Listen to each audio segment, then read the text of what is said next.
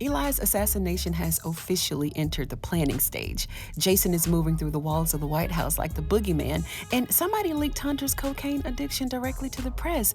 But here's what makes this episode interesting. The title is A Woman Scorned. And while several women have every reason to feel betrayed, used, or discarded in this Oval series, the episode quietly positions Priscilla as the woman who may eventually burn this entire administration to the ground, which we've already suspected, right? And the irony is, I called this almost 2 years ago, but it had a whole lot to do with Sam. So yeah, let's talk about it. The episode opens with Isaac and the assassin sitting in the car discussing the logistics of killing Vice President Eli. And this was not presented as some quick hit-and-run operation.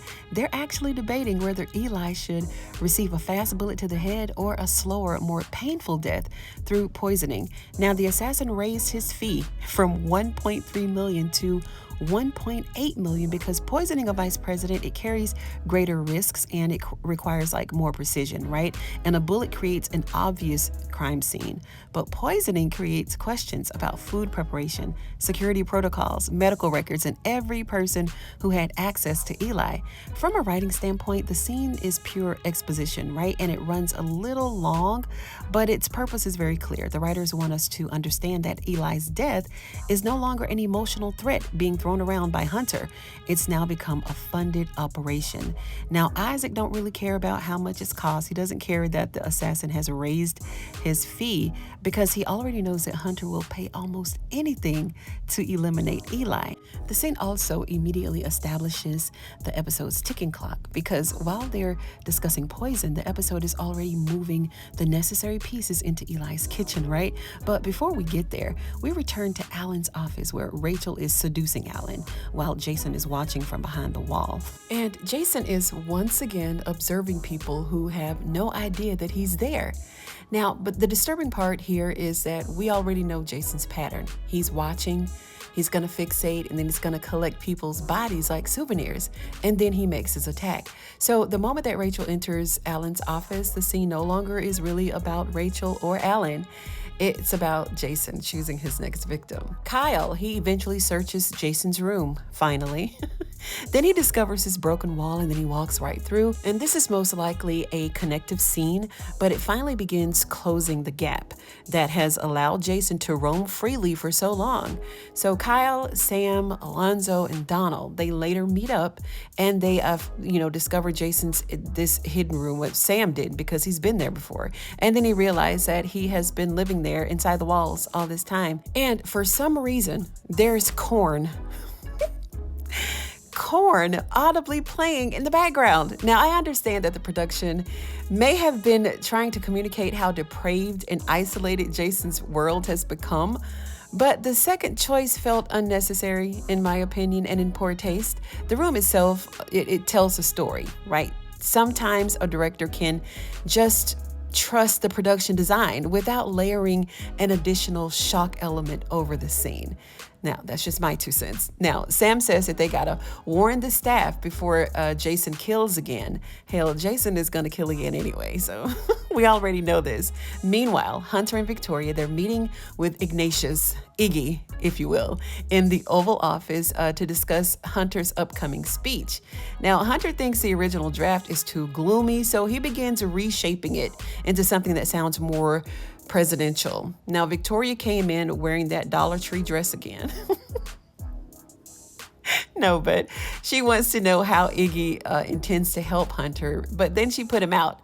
The conversation eventually shifts to Jason, and Hunter rejects Victoria's plan to eliminate their son. And rightly so, this woman is crazy. Now, she did admit that she stopped liking their children as they grew older, while Hunter proposed to send Jason to Guantanamo Bay, where he could be isolated, monitored, and, supposedly given treatment and paid attention to. Now, Hunter is acting as the compassionate parent is certainly a choice, right? But the more interesting detail is their reference to Gayle. Now, this seems suggested that there was some type of scheme that involved her, but it doesn't really explain what happened. The last major information that we received about Gayle was that she was placed in this internment camp connected to the Racketoochee compound.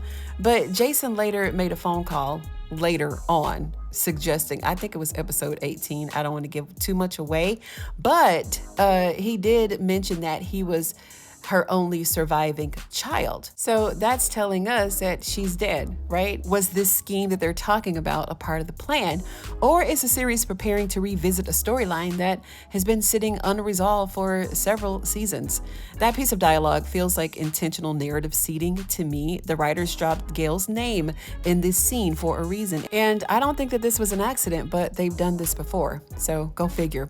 But while Hunter is debating whether to save Jason, somebody else is already setting Eli up for them pearly gates, right? And the weapon may be sitting on his lunch tray because Eli meets with Simone and Agent Cross. Once again, Eli is calling Simone out of her name. He calls her a whore, which is very interesting coming from a man who carried on a full affair with Victoria and then attempted to frame that betrayal as political strategy. Eli claims the relationship was necessary to help him become president, but Simone was not included in this plan or this strategy, but yet she still encouraged him to move against Hunter publicly. She believes that people on Capitol Hill will support him, especially Senator Harding, because I think Hunter, shut down some gun law that he was trying to pass. So he could definitely help initiate an investigation. And Simone understands that removing a sitting president requires more than them just being upset, because no one really knew about their strategy when Hunter overdosed, right? But this next move, it requires public evidence, political alliance, and a narrative that the country will accept. Now, Simone is functioning as the political strategist in this scene. She's putting the battery in his back for sure. And this is why Eli married her in the first place. Then Agent Cross comes in and he brings Eli's lunch, some chili and cornbread. And the conversation turns to the kitchen staff. The cooks have changed. And Simone immediately reminds Agent Cross that there are strict protocols governing the food that's served to the president and the vice president because food security is a matter of national security, right? Now, that line is not casual dialogue. I think that it's direct foreshadowing. The only question is whether Agent Cross is involved, being manipulated, or simply being positioned as most obvious suspect. Richard meets the new chef, Naomi Tucker, in the White House kitchen, and he's immediately suspicious because the vice president's team hired her without consulting him because he's the head butler. He didn't know anything about it. So we all know Richard is feeling away, right? Later on, Richard told Sam about Naomi and about whether Agent Cross may be behind their sudden arrival. Elsewhere, Bobby told Max that contacts inside the Bureau have confirmed that none of them are safe. He wants to move everybody around to new locations, almost like chess pieces on a chessboard, right? But Bobby's main concern is Lily, of course, at this point. We all know that he's been in love with Lily for quite some time now. And Lily will stay with Bobby while Priscilla goes over to Nancy's house. Now, this is another transitional scene here, but it separates the characters into smaller groups, and it's creating new locations where future attacks and confrontations can go down. Then the episode takes us back to Kareem, whose storyline has become increasingly chaotic, to say the least. Dale has disappeared, like in real life. Rock arrived. This is Kareem's other gang person. He arrived at the hotel and he told Kareem that his cousin Tone was killed and that the robbers escaped with the money. Kareem refused to believe him. Then he received some confirmation from another gang member that Tone is really dead and that they're expecting their money still. No matter if Tone is dead or not, they don't care.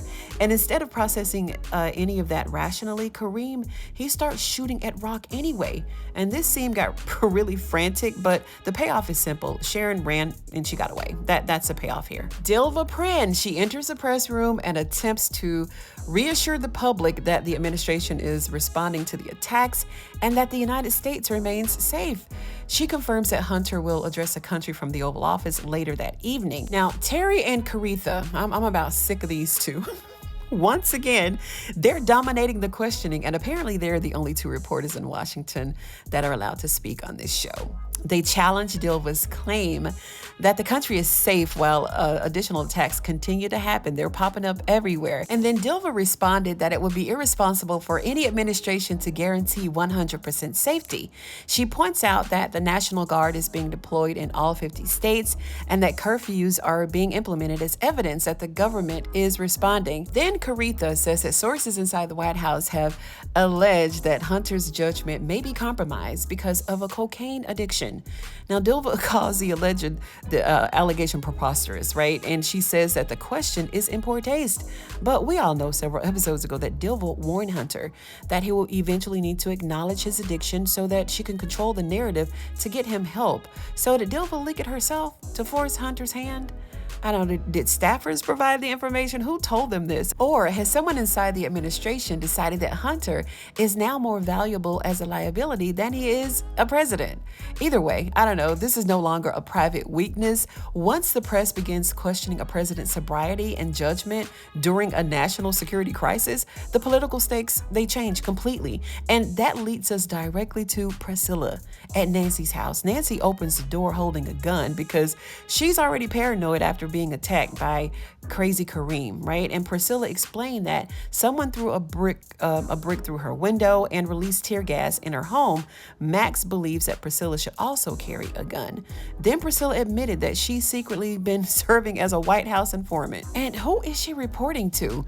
Because she's going through a lot here. So I'm not really sure if it's beneficial for her to be an informant anywhere. I mean, she's getting all these threats and, being kidnapped by Jason. But she makes it very clear and necessary, if necessary, that she's going to sing like a canary and expose everything that she knows. Now, this is where the episode becomes especially interesting.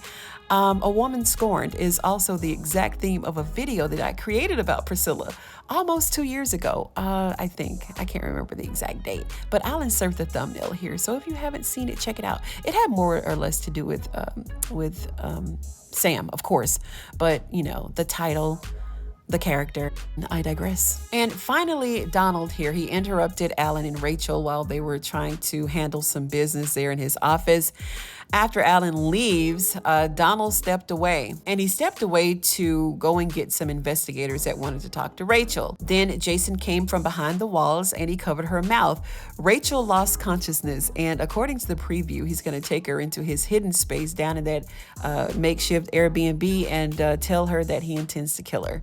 Now, there are no real surprises in this cliffhanger because the episode seals that Rachel's fate it began the moment that Jason began watching her from behind that picture in Alan's office. But it does raise a larger question. Now that Sam, Kyle, Donald, and Alonzo know about his secret hideout down here, how does he manage to move Rachel without being caught?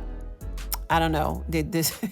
We're going to see. And if they fail to save her after discovering exactly where Jason has been operating, then this White House security team may be beyond help.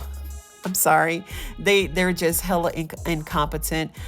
With all this security between the White House agents, Dilva's men, everybody that's involved to secure this place, none of this should be happening, but here we are. And overall, episode 9 functions primarily as a setup episode for sure. The assassination plot against Eli is moving into position. Naomi's arrival has disrupted kitchen protocol. Jason has selected Rachel as his next victim. Hunter's addiction has reached the press, and Priscilla is preparing to expose everything she knows again. Whatever happened to them calling the publicist working for that reporter lady who was killed? I don't know, the one she already told everything to? I don't know. We'll find out later, I guess. But these are just my thoughts. Let me know your thoughts down in the comments below. And if you like this video, give it a thumbs up. I'd appreciate it. And if you're a fan of Tyler Perry's The Oval like I am, then go ahead and sub to this channel for more videos just like this one. Thank you so much for tuning in to Ruthless TV today, you guys. And I'm gonna see you in the next one.